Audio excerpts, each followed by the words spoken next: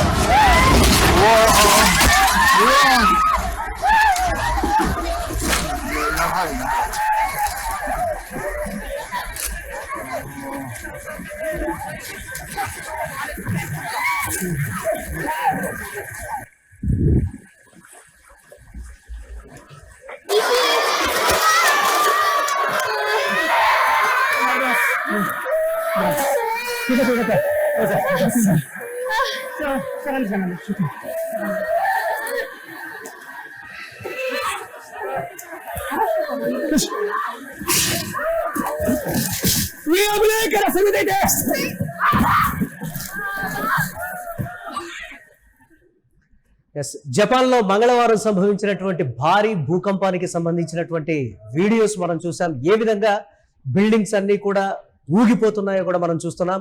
అత్యవసర భూకంప హెచ్చరికలను అయితే జపాన్ ప్రభుత్వం జారీ చేసింది. జపాన్ వాతావరణ సంస్థ వెల్లడించినటువంటి వివరాల ప్రకారం ఒకసారి చూస్తే కుమామోటో ప్రిఫెక్చరల్లో రిక్టర్ స్కేలుపై 7.1 తీవ్రతతో భూకంప తీవ్రత అయితే నమోదైంది. దీంతో అప్రమత్తమైనటువంటి అధికారులు వెంటనే సునామీ హెచ్చరికలను జారీ చేశారు. భూకంపం అనంతరం గరిష్టంగా 1 మీటర్ అంటే 3.28 అడుగుల ఎత్తు వరకు సునామీ అలలు వచ్చేటువంటి అవకాశం ఉందని కూడా జపాన్ వాతావరణ సంస్థ అయితే హెచ్చరించింది. తీర ప్రాంత ప్రజలు వెంటనే సురక్షిత ప్రాంతాలకు వెళ్లాలని కూడా అధికారులు అయితే సూచించారు.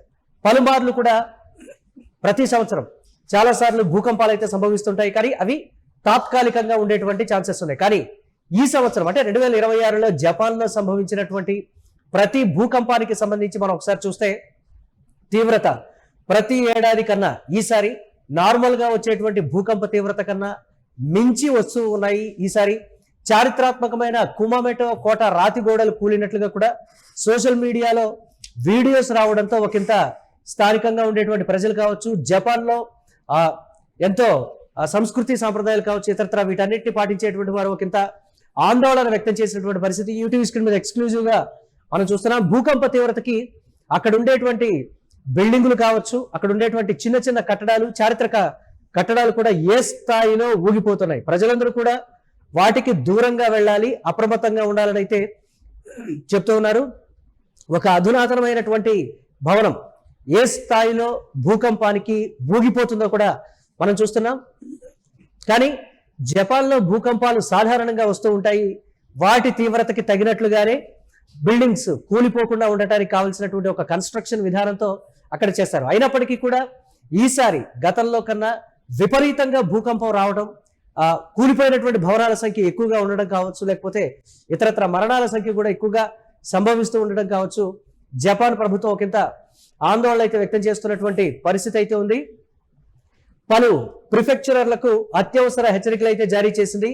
భూకంపం నేపథ్యంలో జపాన్ ప్రభుత్వం కుమామోటో, నాగసాకి, కాగోషిమా, ఫుకుఓకా, సాగా, అలాగే ఒయిటా, మియాజాకి, ప్రిఫెక్చర్లలో అత్యవసర భూకంప హెచ్చరికలు జారీ చేసింది.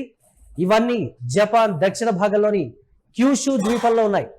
అధికారులు పరిస్థితిని ఎప్పటికప్పుడు పర్యవేక్షిస్తూ ప్రజలు అధికారిక సూచనలను తప్పనిసరిగా పాటించాలని అయితే కోరారు. ఇదిలా ఉంటే America Pacific tsunami warning centre ఈ భూకంప కారణంగా హవాయి, అమెరికన్ సమోవా ప్రాంతాలకు సునామీ ముప్పు లేదనైతే స్పష్టం చేసినటువంటి పరిస్థితి అయితే ఉంది. అయితే అయినప్పటికీ కూడా అప్రమత్తంగా ఉండాలని చేసినటువంటి ఒక సూచనతో అయితే ఒకంత ఆందోళన అయితే వ్యక్తమవుతుంది. 7.1 తీవ్రత అనేది నార్మల్ అయినటువంటి విషయం కాదు. ఎస్, మనం చూస్తున్నాం కుమామోటో ఎంతో చారిత్రక ప్రదేశమైనటువంటి కుమామోటో రాతి గోడలు కూడా కూలిపోయేటువంటి స్థాయి. కానీ ఇన్నిసార్లు భూకంపాలు వచ్చినప్పటికీ కూడా కుమామోటో గోడలు చెక్కు చెదరకుండా అదే విధంగా ఉన్నాయి. కానీ ఈసారి వచ్చినటువంటి 7.1 తీవ్రతతో వచ్చిన భూకంప తీవ్రతకి చారిత్రక కుమామోటో రాతి గోడలు కూడా కూలిపోయినటువంటి వీడియోను కూడా మనం చూసాం. అయితే భూకంపం తర్వాత వచ్చేటువంటి ఆఫ్టర్ షాక్స్ వచ్చే అవకాశం ఉండడంతో ప్రజలు అప్రమత్తంగా ఉండాలని కూడా జపాన్ అధికారులు సూచించారు. ప్రస్తుతానికి ప్రాణ నష్టం లేదా ఆస్తి నష్టం వివరాలు వెల్లడి కాలేదు. పరిస్థితిపై అధికారులు నిరంతరం నిఘా ఉంచి అవసరమైనటువంటి చర్యలు అయితే చేపడుతున్నారు. ప్రభుత్వం అత్యంత వేగంగా చర్యలు చేపడుతోంది. ఎక్కడైతే కట్టడాలు కూలిపోయాయో, ఎక్కడైతే ఎవరైతే గాయపడ్డారో, ప్రాణ నష్టం సంభవించిందో అక్కడ ఇమ్మీడియట్ గా కూడా ఒక చర్యలు చేపట్టాలి. తక్షణ సహాయక చర్యలు అనేది ఇమ్మీడియట్ గా చేయాలి. అలాగే ఇతరత్ర సేవలన్నింటినీ కూడా, ప్రజా సేవలు ఏవైతే ఉన్నాయో వాటన్నిటి ఇమ్మీడియట్ గా పునరుద్ధరించాలనేటువంటి ఒక కీలకమైనటువంటి ఆదేశాలు కూడా ఇచ్చినటువంటి పరిస్థితి ఉంది. ప్రస్తుతం ప్రమాదం జరిగిన కొద్ది సమయమే కావడం వల్ల సహాయక బృందాలు వివరాలను అయితే సేకరిస్తున్నటువంటి పరిస్థితి. పలువురికి గాయాలైనట్లు, మరికొన్ని ప్రాంతాల్లో ఇళ్లు, భవనాలు దెబ్బతిన్నట్లుగా కూడా ప్రాథమిక నివేదికలు అయితే తెలుపుతున్నాయి. భవనాలు, మౌలిక సదుపాయాలు, చారిత్రక కుమామోటో కోట రాతి గోడలు కొంతమేర కూలిపోయినట్లుగా కూడా వస్తున్నటువంటి దృశ్యాలు అయితే ఆందోళన కలిగిస్తున్నాయి. కానీ ఇప్పటికిప్పుడు ఆ తీవ్రత కానీ, ఇంత మేర నష్టం జరిగిందని కానీ, ఇంతమంది చనిపోయారని కానీ ప్రభుత్వం నుంచి ఎలాంటి సమాచారం కానీ, ఒక ప్రకటన కానీ వెలువడలేదు. అధికారులు పూర్తి స్థాయిలో విచారణ చేపట్టిన తర్వాత నష్టాల వివరాలు, అలాగే మృతుల వివరాలు కానీ, లేకపోతే గాయపడ్డటువంటి వారి వివరాలు కానీ అన్ని సేకరించిన తర్వాత ప్రభుత్వం ఒక కీలక ప్రకటన చేసేటువంటి అవకాశం ఉంది. కొన్ని చోట్ల భవనాలు పాక్షికంగా దెబ్బతిని రోడ్లలో పగుళ్లు ఏర్పడడం, సుమారు 40,000 ఇళ్లకు విద్యుత్ సరఫరా నిలిచిపోయింది. బుల్లెట్ రైలు సేవలను భద్రతా కారణాల దృష్ట్యా తాత్కాలికంగా జపాన్ ప్రభుత్వం నిలిపివేసింది. అయితే ఇక్కడ పదే పదే వస్తున్నటువంటి ప్రశ్న ఏంటంటే, జపాన్లో భూకంపాలు తరచుగా అక్కడే ఎందుకు ఎక్కువగా వస్తాయి అంటే, జపాన్ భౌగోళిక అమరిక వల్ల అక్కడ భూకంపాలు చాలా ఎక్కువ సంఖ్యలో సంభవిస్తూ ఉండటం ఒక ప్రధానమైనటువంటి కారణంగా కూడా చెప్పొచ్చు. Ring of fire, Japan Pacific మహాసముద్రాన్ని చుట్టుముట్టి ఉన్న అత్యంత క్రియాశీలక అగ్నిపర్వతాలు భూకంప మండలమైనటువంటి రింగ్ ఆఫ్ ఫైర్ పై ఉంది. సో అక్కడ టెక్టానిక్ ప్లేట్లు కలయికకు సంబంధించి కావచ్చు, వాటి కదలికకు సంబంధించి కావచ్చు, తరచూ కూడా ఎక్కువగా మూమెంట్ ఉంటుంది. సో ఈ నేపథ్యంలో అక్కడ భూకంప తీవ్రత ఎక్కువగా రావడం, అది సాధారణంగా అయినటువంటి జపాన్ ప్రజలకు అది అలవాటుగా కూడా మారిపోయింది. సో రాబోయే రోజుల్లో మరింత ఎక్కువగా భూకంపాలు సంభవిస్తే వారు కట్టుకున్నటువంటి భవనాలు కూలిపోకుండా ఉండటానికి కూడా ఒక అధునాతనమైనటువంటి టెక్నాలజీ, ఒక పద్ధతిని అయితే వాళ్ళు అవలంబిస్తూ ఉంటారు. ఎట్టి పరిస్థితుల్లో కూడా భూకంప తీవ్రత పెద్ద ఎత్తున వచ్చినప్పటికీ కూడా మేజర్గా ఇళ్ళు దెబ్బతినకుండా ఉండటానికి ఒక సాంకేతికతను కూడా వారు ఉపయోగిస్తూ ఉంటారు. అందుకే మనం ఇందాక చూసాం, అతిపెద్ద కట్టడం కూడా అధునాతన టెక్నాలజీతో కట్టినటువంటి అధునాతన కట్టడం కూడా 7.1 తీవ్రతకి షేక్ అవుతోంది తప్ప మామూలుగా అయితే కుప్పకూలిపోవాల్సినటువంటి సిచ్యువేషన్. కానీ ఆ అధునాతనమైనటువంటి బిల్డింగ్ ఎక్కడా కూడా చెక్కు చెదరలేదు. ఆ స్థాయిలో జస్ట్ ఒక షేక్ అనేది ఇచ్చింది అంతే తప్ప ఎక్కడ కూలిపోయినటువంటి పరిస్థితి అయితే లేదు. సో అక్కడ భౌగోళిక పరిస్థితిని తగ్గట్టే ప్రజల జీవన విధానం ఉంటుంది, వారి కట్టడాలు కూడా ఉంటాయనే దానికి ఒక బెస్ట్ ఎగ్జాంపుల్ గా కూడా చూడొచ్చు. జపాన్ కింద 4 ప్రధాన టెక్టానిక్ ప్లేట్లు ఉన్నటువంటి పరిస్థితి అయితే ఉంది. ఇవి నిరంతరం ఒకదానికొకటి రాపిడికి గురవడం లేదా ఒకదాని కిందకి మరొకటి నెట్టబడటం వల్ల విపరీతమైన శక్తి విడుదలై భూకంపాలు వస్తాయి.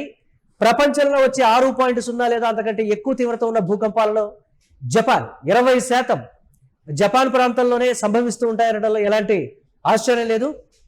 కానీ ఈసారి వచ్చినటువంటి భూకంపానికి కుమామోటో రాతి గోడలు కూలిపోవటం సరే, అది ఒక సెంటిమెంట్గా ఫీల్ అయ్యేటువంటి అవకాశం. కానీ మా చారిత్రక సంపద కావచ్చు, మా చారిత్రక నేపథ్యం కావచ్చు, మా కట్టడం ఒకటి కూలిపోయింది అని జపాన్ ప్రజలైతే ఆందోళన వ్యక్తం చేస్తున్నటువంటి సిచ్యువేషన్ అయితే మనం చూస్తున్నాం. జపాన్ ప్రభుత్వం కీలక హెచ్చరికలు అయితే జారీ చేసింది. ఆఫ్టర్ షాక్స్ అనేవి ఉంటాయి, వాటికి ఎక్కడా భయపడవద్దు. ఒకవేళ భూకంపం కానీ సంభవిస్తే ఇమ్మీడియట్ గా మీరు ఇళ్లలోంచి బయటకు రండి. ఎంత పెద్ద బిల్డింగ్ లో ఉన్నప్పటికీ కూడా మీరు ఇమ్మీడియట్ గా బయటకు వచ్చేయండి అని అయితే చెప్తోంది. దీనికి సంబంధించి చూస్తూ ఉన్నాం యూటీవీ స్క్రీన్ మీద ఎక్స్క్లూజివ్ గా. ఇప్పటి వరకు అయితే కొద్ది సమయమే వచ్చింది కాబట్టి పెద్ద పెను ప్రమాదాలు అయితే ఎక్కువగా సంభవించలేదనేటువంటి ఒక ప్రాథమిక నిర్ధారణకైతే వచ్చాయి.